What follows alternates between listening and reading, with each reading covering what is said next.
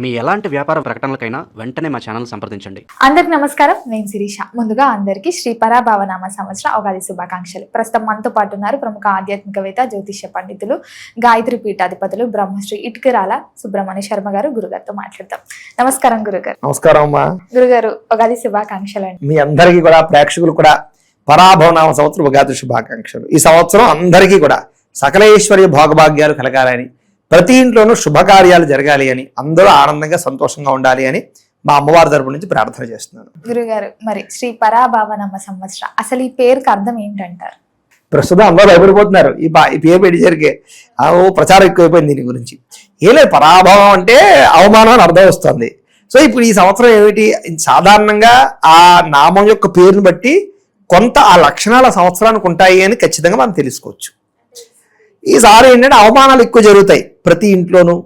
ఏదో రకమైనటువంటి అవమానానికి గురవడం, ప్రతి వ్యక్తి కూడా ఎదుటి వ్యక్తిని కించపరచడానికి, తోలనాటడానికి, అవతల వ్యక్తిని దిగజార్చడానికి ప్రయత్నాలు చేస్తూ ఉండడం, ప్రతి వ్యక్తి జీవితంలో ఏదో ఒక తప్పు చేసి దొరికిపోతూ ఉండడాలు, ఇలాగ ఏంటంటే అవమానాలు, పరాభవాలు ఎక్కువ జరుగుతూ ఉంటాయన్నమాట ప్రతి వ్యక్తికి కూడా. అందులో క్యారెక్టరే చాలా ఇంపార్టెంట్. ఈ సంవత్సరం ప్రతి వ్యక్తి కూడా తన క్యారెక్టర్ని కాపాడుకోవాలి. ఒక్కొక్కడు వ్యాపారంలో మోసం చేసి అవమానం పాలవుతాడు, ఒక్కొక్కడు కెరీర్ పరంగా తప్పులు చేసి అవమానం పాలవుతాడు, ఒక్కొక్కడు ఏదో చేయకూడదు దొంగతనాలు తప్పులు చేసి అవమానం పాలవుతాడు, ఒక్కొక్కడు ఏదో ఫ్రాడ్ చేసి అవమానం పాలవుతాడు, ఒక్కొక్కడు ప్రేమ వ్యవహారాల్లో మోసం చేసి అవమానాలు పాలవుతాడు, ఒక్కొక్కడు కుటుంబంలో అక్కలేని రిలేషన్లు పెట్టుకుని అవమానాలు పాలవుతాడు. అంటే అవమానం పాలవడానికి ఒకటి కారణం చెప్పక, రాజకీయ నాయకులు ఉన్నారనుకోండి, ఏదో స్కాములు ఇరుకుని వాళ్ళు అవమానం పాలవుతారు. ఇలాగా ప్రతి వ్యక్తి జీవితంలోనూ ఏదో ఒక పరాభవం, అవమానానికి కారకమైన ఏదో ఒక జీవితంలో ఒక సంఘటన జరిగే అవకాశం ఉంటుంది. కాబట్టి కొంచెం అలాంటి విషయాల్లో జాగ్రత్త తీసుకోండి అయ్యా అని చెప్పడానికి సూచనగా పేరు వస్తుంది అనమాట. అలానే ఇంకా సర్వనాశనం అయిపోతాం మనం, మనకి ఏదో మొత్తం మన పేరు ప్రఖ్యాతలన్నీ పోతాయని కాదు. అది ఆ దృష్టితోటి మనం ఈ సంవత్సరం అంతా జాగ్రత్త పడండి అయ్యా అని అర్థం అనమాట. ఏమ్మా గురుగారు, ముఖ్యంగా ప్రాచీన కాలంలో యుగాది అనేవారు, ఇప్పుడు రాను రాను ఉగాది ఉగాది అంటున్నారు. అవును, మరి ఈ రెండింటి మొదలు తేడా ఏంటి? అదే ఉగాది అన్నా యుగాది అన్నా ఒకటే, కానీ యుగములకు ఆది అంటే యుగాలు ప్రారంభించినటువంటి కాలం. అంటే ఈ సమయంలో యుగం ప్రారంభమైందనమాట. అది అలాగా నానుడితో పిలవగా ఉగాది అయిపోయింది అనమాట. జత దీన్ని యుగాది అని పిలవచ్చు, కొన్ని ప్రాంతాలు ఇప్పటికీ యుగాది అని పిలుస్తున్నారు. కాబట్టి మనం అలాగే ఉగాది అని పిలుచుకుంటాం. కాబట్టి దీనికి ఉగాది అని పేరు వచ్చింది తప్ప ఇంకొకటి ఏం కాదమ్మా, చాలా విశేషం అది. మరి ఈ యుగాది రోజు విశిష్టత, ఈ పర్వదినం మంచి రోజును మనం ఎలా ఉపయోగించుకోవచ్చు అంటారు? ఆ రోజు చెడ్రుచులు పచ్చడి తింటుంటాం, మరి ఎందుకు అంటారు? అయ్యో తినాలి. ఏం చేతనంటే కనుక ప్రతి సంవత్సరం అంటే యుగములుగా అది ఉగాది, ఇది ఈ రోజు మనం ఎలా ఉంటామో సంవత్సరం అంతా అలా ఉంటామో అని చెప్పేసి ఒక నానుడి. అదే ఈ రోజు అన్ని రకాల సంతోషంగా ఉండాలి.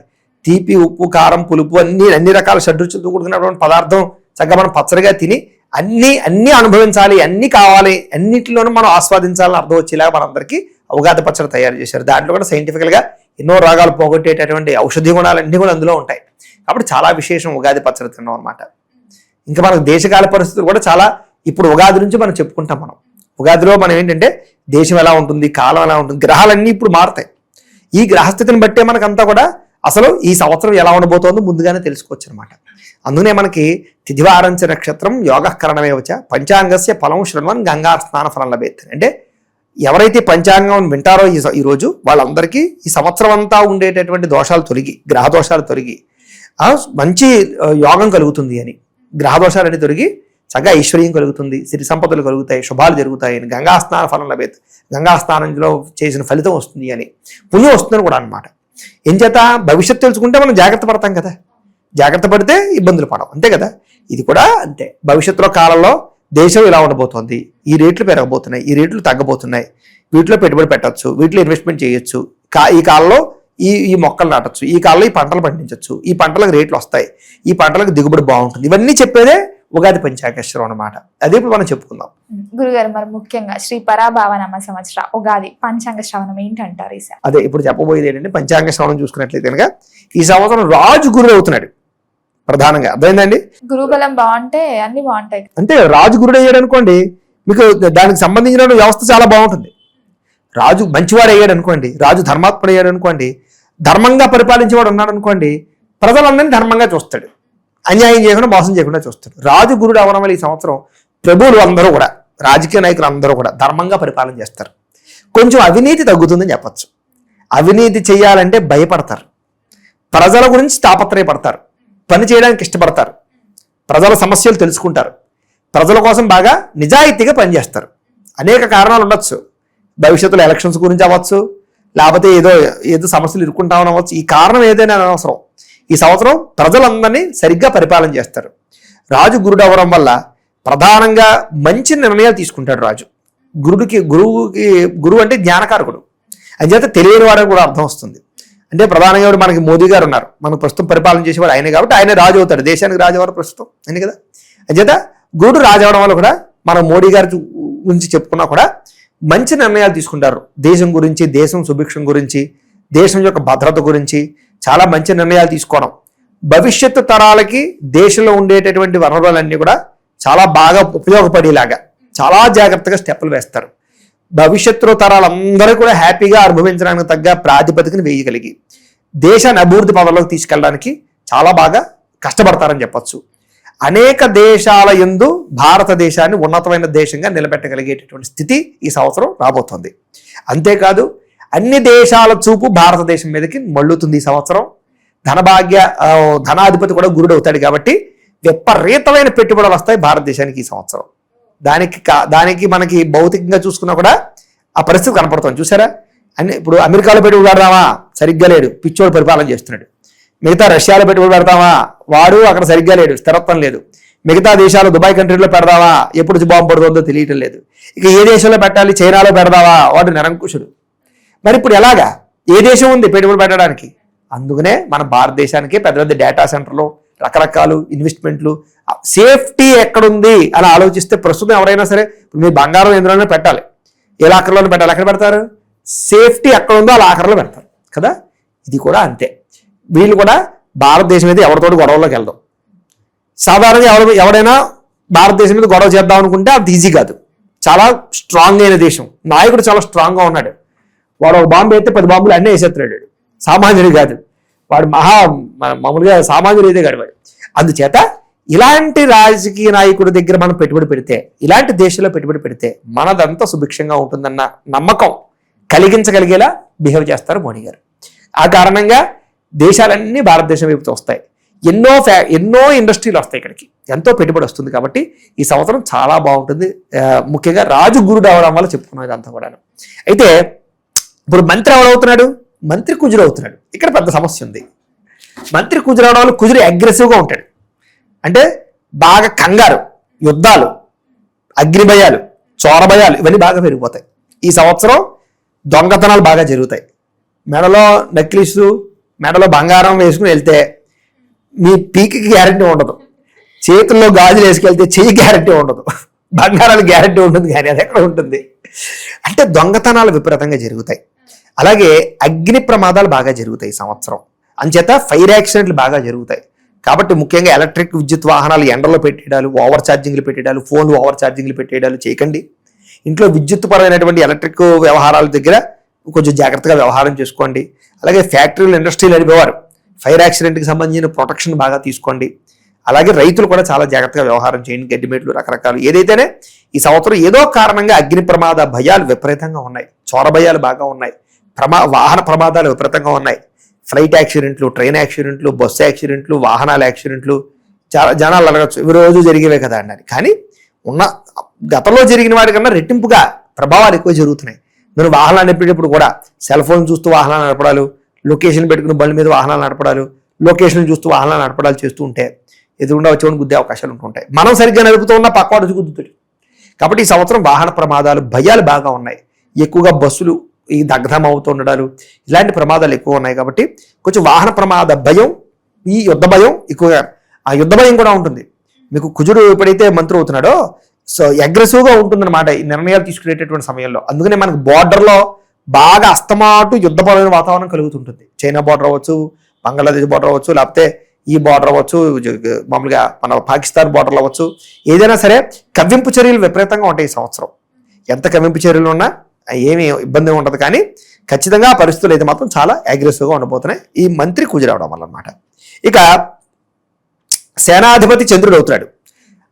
అధిక వర్షపాతం కనపడుతుంది ఈ సంవత్సరం. లోతట్టు ప్రాంతాలు మునిగిపోవడం, చెరువులు నిండిపోవడం, వరదలు, రకరకాల ప్రభావాలు. దీనివల్ల ఏంటంటే పంటలు అనవసరంగా పాడవుతుంటాయి. కాబట్టి నేను ఇందాక చెప్పినట్టుగా చాలా తొందరగా మాత్రం పంటలు పండించే వాళ్ళు వర్షాలు పడవని మాత్రం అనుకోకండి. పడతాయని ముందుగా నిర్ణయం తీసుకుని జాగ్రత్తగా తొందరగా ఒబ్బడి చేసుకుంటూ ప్రయత్నం చేయండి. రిస్క్ ఉండదు మీకు ఇంకా. అలాగే రోగాలు బాగా పెరుగుతున్నాయి ఈ సంవత్సరం. అంటు రోగాలు బాగా పెరుగుతున్నాయి. కిడ్నీ సమస్యలు బాగా ఎక్కువ వస్తాయి. కాబట్టి ఎక్కువగా చాలా జాగ్రత్తగా వ్యవహారం చేసుకోండి. క్యాన్సర్లు బాగా పెరుగుతున్నాయి ఈ సంవత్సరం. కాబట్టి ఆయిల్స్, బయట ఫుడ్లు, బయట పదార్థాలు తినకండి. ఇంట్లో కూడా గానుగ నూనెలు వాడుకోండి. ప్లాస్టిక్ పదార్థాలు ఎక్కువగా ప్లాస్టిక్ సంచుల్లో కూరలు తెచ్చుకోవడాలు, వేడివేడి కర్రీలు తెచ్చుకోవడాలు, వేడివేడి సాంబార్ తెచ్చుకోవడాలు, టీ కాఫీలు ప్లాస్టిక్ సంచుల్లో తెచ్చుకోవడాలు, ప్లాస్టిక్ కప్పులు టీ కాఫీలు తాగడాలు పూర్తిగా మానేయండి. శుభ్రంగా కొంచెం జాగ్రత్త తీసుకోండి. అందులోనూ కూరలు కొనుక్కున్నా సరే ఈ సంవత్సరం, ఇప్పుడే కాదు, కూరలు కొనుక్కున్నా సరే వెనిగర్లోను, ఉప్పు నీళ్ళలోను శుభ్రంగా కడుక్కుని శుభ్రంగా వండుకోండి. ఒక బద్దకించకండి. 5 నిమిషాల బద్ధకం మీ జీవితాల్లో కొత్త సమస్యలు తీసుకొస్తుంది. కాబట్టి ఇలాంటి జాగ్రత్తలు తీసుకున్నట్లయితే ఈ సంవత్సరం అంటువ్యాధులకి, రోగాలకి, ప్రమాదాలకి దూరంగా ఉండవచ్చు. ఇక సస్యాధిపతి గురుడు అవుతున్నాడు. దీనివల్ల ఏంటంటే సస్యాధిపతి పంటలకు సంబంధించినటువంటి వాడు. గురుడు అవడం వల్ల గురుడు దేనికి? పసుపు రంగుకు ప్రతీక. పసుపు రంగు పంటలన్నీ బాగా పండుతాయి. పసుపు అవ్వచ్చు, గోధుమలు అవ్వచ్చు, ధాన్యం కూడా పసుపు రంగు రిలేటెడ్, ధాన్యం అవ్వచ్చు, లేకపోతే కనుక ఈ యొక్క కందులు, పెసలు, ఇలాగే ఏదైనా పప్పు ధాన్యాలు అన్నీ బాగా పండుతాయి చెప్పచ్చు. అలాగే వాటికి సంబంధించినటువంటి ధరలన్నీ కూడా బాగా పెరుగుతాయని కూడా అర్థం చేసుకోవచ్చు. అలాగే ధాన్యాధిపతి బుధుడు అవుతాడు. ధాన్యాధిపతి బుధుడు అవడం వల్ల వ్యాపారాలు బాగా మంచి లాభాలు వస్తాయి ఈ సంవత్సరం. ఈ సంవత్సరం ఉద్యోగస్తులు కూడా వ్యాపారాల్లోకి దిగిపోతారు. ఎక్కువ మంది వ్యాపారాలు చేస్తారు. ఇంటర్నేషనల్ వ్యాపారాలు కూడా చేయగలుగుతారు. అంటే ఇంటర్నేషనల్గా ఉండేటటువంటి ఏదైనా మెషినరీలు తీసుకొచ్చి ఇక్కడ తీసుకొచ్చి వాటి ద్వారా ఏదైనా తయారు చేసి అమ్మడాలు, లేదా ఎక్స్పోర్ట్ చేయడాలు, మన ప్రోడక్ట్లని ఎక్స్పోర్ట్ చేయడాలు, ఇతర దేశాలకు అమ్మడాలు. నాకు తెలిసి మోదీ గారు కూడా ఎప్పటి నుంచో అదే పాపం మొత్తుకుంటున్నారు. ఒరే బాబు, అన్ని దేశాలలో మన దేశం కూడా ఎక్స్పోర్ట్ పెంచుకుందాం, మనం కొనుక్కోవడం కాదు, మనం అమ్ముదాం, దానికి తయారవ్వడం యూత్ అంటే. ఎంతసేపు నేను ఉద్యోగం చేస్తా, ఎవరి కింద బొంట రోజు కింద ఉంటా అంటాడు తప్ప వీడు నేను యజమాని అవుతాను అంటలేదు. మనం అందరం యజమానులు అవ్వాలి, వర్కర్లు అవ్వకూడదు. యజమాని అవ్వాలంటే మనమో ఫ్యాక్టరీ, ఇండస్ట్రీ పెట్టాలి. దానికి ఈ సంవత్సరం బలం బ్రహ్మాండంగా చేకూరుతోంది. ప్రతి వ్యక్తిలోని మార్పు వస్తుంది. ప్రతి యూత్ కూడా నేను ఒకరి కింద పని చేయకూడదు, నేనే ఒక పని సృష్టించాలి అనేటటువంటి నిర్ణయం తీసుకుని ఇలాగ ఏదైనా మంచి మంచి ఇన్నోవేషన్స్, ప్రయోగాలు చేయగలిగి దేశానికి పేరు తెచ్చుకోగలిగే పరిస్థితి కనపడుతుంది. కాబట్టి చాలా అద్భుతమైనటువంటి అవకాశం ఈ సంవత్సరం ఆ రకంగా రాబోతుందని చెప్పొచ్చు.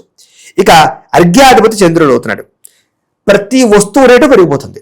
అది ఇది అని లేదు. పాల ఉత్పత్తులు విపరీతంగా రేట్లు పెరుగుతాయి. పాలకి డిమాండ్ బాగా పెరుగుతుంది. కల్తీ పాలు దారుణంగా వస్తాయి. నాకు తెలిసి సిటీలో తాగేటటువంటి పాలన్నీ కల్తీ పాలే ప్రస్తుతం. అన్ని పొళ్ళు, రకరకాల రసాయనాలు వేసి కలుపుతున్నారు.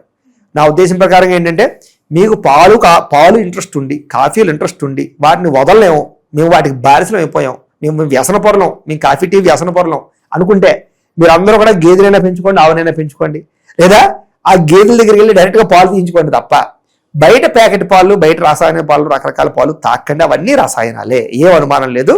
కాబట్టి తొత్తు జాగ్రత్తలు తీసుకోండి. ఎవరిని పేరు పెట్టడానికి లేదు మనం. ఇంచేత వాళ్ళు కూడా మీకు అందించే అంత పాడి లేదు బయట. మీకు ఆ సంస్థలు కూడా డిమాండ్కి తగ్గ సప్లై వాళ్ళకి లేదు. ఏం చేస్తారు వాళ్ళు? తప్పదు. వాళ్ళ వృత్తి, వాళ్ళ పరిస్థితి, వాళ్ళ బిజినెస్. వాళ్ళు ఎవరిని మనం మాట్లాడడానికి మనం సరిపోం. చేత మీరే దృష్టిలో పెట్టుకోండి. ఇప్పుడు సిటీలో ఎన్ని లక్షల మంది ఉన్నారు, ఎన్ని గేదెలు ఉన్నాయి సిటీలో? ఎంతమంది అవుతారు? పల్లెటూరులో అనుకుందాం పోనీ. ఏ ఊర్లోకి ఆ ఊర్లో వాళ్ళ ఊళ్ళో ఉన్న గేదెలు వాళ్ళ ఊళ్ళో ఉన్న వాళ్ళకే సరిపోతాయి. ఊళ్ళలో టీ కాఫీలు తాగడానికి, పెరుగులకి తప్ప అవన్నీ కాదు. నేను చెప్పగలిగేది ఏంటంటే పాడికి, పంటకి బాగా డిమాండ్ పెరుగుతుంది. కాబట్టి పాల ఉత్పత్తులు, ఏదైనా డైరీ ఫారాలు పెట్టుకున్నా, గేదెలు, ఆవులు కొనుక్కుని వ్యవహారం చేసుకున్నా ఈ సంవత్సరం విపరీతంగా లాభం వస్తుంది. కాబట్టి వాటి ఎందుకు ఎక్కువగా వ్యాపారాలు చేయొచ్చు. ఇది ప్రధానమైన విషయం. ఇక నిత్యావసర వస్తువులు రేట్లు పెరుగుతాయి. ప్రతిదీ కూడా రేటు పెరిగిపోతుంది. నూనెలు బాగా రేట్లు పెరుగుతాయి, పప్పు ధాన్యాలు బాగా రేట్లు పెరుగుతాయి. ప్రతి వస్తువు రేటుకి గిరాకీ పెరుగుతుందని చెప్పచ్చు. అలాగే మేఘాధిపతి చంద్రుడు అవుతున్నాడు. వీటి పరంగా ఏంటంటే కనుక సస్య రక్షణ చాలా బాగుంటుంది. పంటలన్నీ చాలా బాగా పండుతాయి ఈ సంవత్సరం. విశేషంగా ప్రతి పంట ఎందు కూడా రైతుకు మంచి లాభం కనపడుతుంది. టెక్నాలజీని బాగా ఉపయోగించుకుంటారు. రసాధిపతి శని అవుతున్నాడు. ఈ సంవత్సరం ఆయిల్స్ కి డిమాండ్ బాగా పెరుగుతుంది. అందులో ఆల్రెడీ మొదలైపోయి చూసారా, మనకి యుద్ధాల ప్రభావం వల్ల డీజిల్కి, పెట్రోల్కి, వీటికి విపరీతమైన డిమాండ్ వచ్చేస్తుంది. అలాగే నూనెలకు బాగా డిమాండ్ వస్తుంది. ఈ సంవత్సరం అందరూ నాకు తెలిసి గానుగ నూనెలు వెళ్ళిపోతారు ఎక్కువగా. ఎందుకంటే బయటదంతా రసాయనం అని అందరికీ తెలిసిపోయింది కాబట్టి ఖచ్చితంగా మారతారు. దానికి డిమాండ్ పెరిగిపోతుంది. అందుకని నువ్వులు, వేరుశనగలు బాగా పండించండి ఈ సంవత్సరం. పొద్దుతిరుగు పువ్వులు ఇవన్నీ బాగా పండించినట్లయితే విపరీతంగా లాభాలు పొందుతారు. కొత్తగా వ్యాపారాలు పెట్టేవారు చక్కగా నూనెలు వ్యాపారాలు పెట్టుకున్నట్లయితే మీకు బీభత్సమైన డిమాండ్ రాబోతుంది. నూనెలకి ధరలు విపరీతంగా పెరుగుతాయి, ఆయిల్స్కి ధరలు బాగా పెరుగుతాయి. కొబ్బరి నూనె దగ్గర నుంచి ప్రతి నూనెకి రేటు పెరుగుతుంది, బాగా డిమాండ్ పెరుగుతుంది. ఇతర దేశాలు కూడా ఎక్స్పోర్ట్ బాగా పెరుగుతుంది. కాబట్టి ఈ రకంగా ఈ నూనె ధరలు ఆయిల్స్ ధరలు బాగా పెరుగుతున్నాయి. అలాగే నీరసాధిపతి గురుడు అవుతున్నాడు, రసాధిపతి కూడా గురుడు అవుతున్నాడు. కాబట్టి రత్నాలు బంగారం రేట్లు బాగా పెరుగుతాయి. అంటే వజ్రాలు వైడూర్యాలు మరకతాలు మాణిక్యాలు అన్ని రేట్లు పెరుగుతాయి. ముఖ్యంగా ఎలిమెంట్స్ అన్ని రేట్లు పెరుగుతాయి. బంగారమే కాదు, బంగారం, వెండి, రాగి, ఎత్తడి, తగరం, ఐరన్ అన్ని లోహాల రేట్లు పెరిగిపోతాయి విపరీతంగా.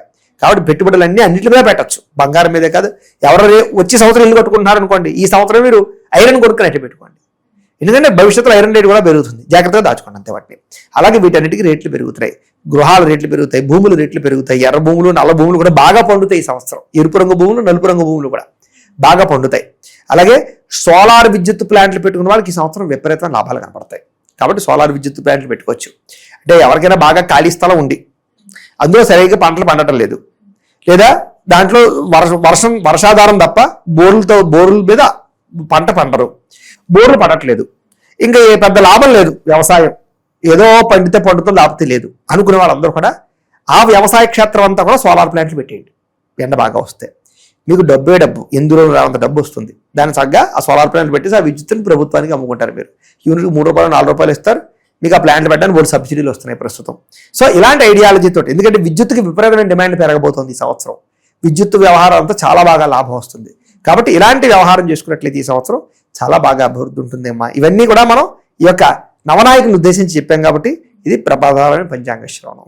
గురుగారు, మొత్తం మీద ఈ ఉగాది శ్రీ పరాభవనామ సంవత్సర ఉగాది పంచాంగ శ్రవణాన్ని మాకు ఎంతో చక్కగా తెలియజేసినందుకు ధన్యవాదాలు. చాలా సంతోషం అమ్మా, నమస్కారం.